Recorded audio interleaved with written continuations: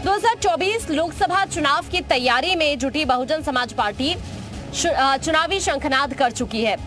खास बात यह है कि इस बार चुनावी शंखनाद बीएसपी के नेशनल कोऑर्डिनेटर आकाश आनंद आपको करते हुए नजर आने वाले दिनों में। बीएसपी ने कार्य योजना भी इसको लेकर बाकायदा तैयार कर ली है।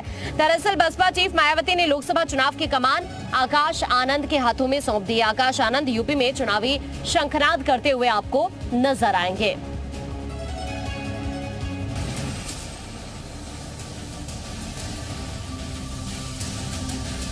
आगामी लोकसभा चुनाव को लेकर बहुजन समाज पार्टी पूरा जोर लगा रही है। एक के बाद एक चुनाव प्रचार कर रही है और जनता तक पहुंचने की कोशिश कर रही है।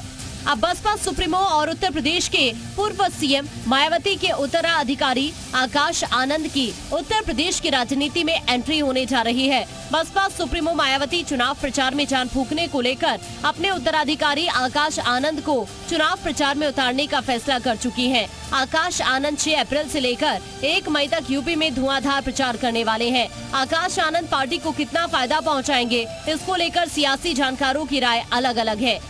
उत्तर प्रदेश में बसपा सुप्रीमो मायावती जी ने अपने भतीजे आकाश आनंद की भी एंट्री निर्धारित कर दी है।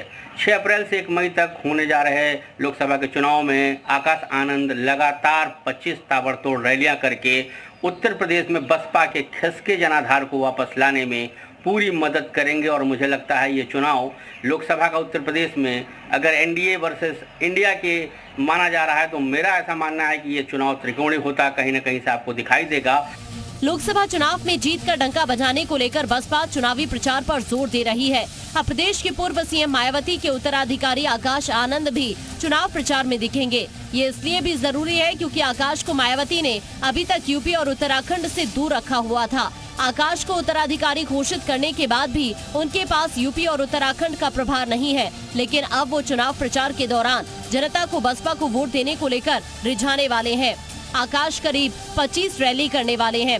आकाश की पहली रैली 1 अप्रैल को नगीना में होगी। नगीना सीट से भीम आर्मी चीफ चंद्रशेखर चुनावी मैदान में उतरे हैं। ऐसे में आकाश की पहली रैली चंद्रशेखर के खिलाफ होने जा रही है। पिछले चुनाव में इस सीट पर बीएसपी के उम्मीदवार ने जीत दर्ज की थी। दलित समाज की राजनीति को लेकर आकाश आनंद और चंद्रशेखर रावण का जिक्र होता रहा है। इन दोनों नेताओं की तुलना होती है। भविष्य में दलितों के हक के लिए लड़ने वाला नेता कौन, इस पर सोशल मीडिया में बहस चल रही है। बीएसपी के समर्थक आकाश आनंद में भविष्य का नेता देखते हैं और वो मायावती के उत्तराधिकारी भी हैं। 2024 का लोकसभा चुनाव आकाश आनंद की असली परीक्षा भी साबित होने वाली है। ब्यूरो रिपोर्ट, जी मीडिया।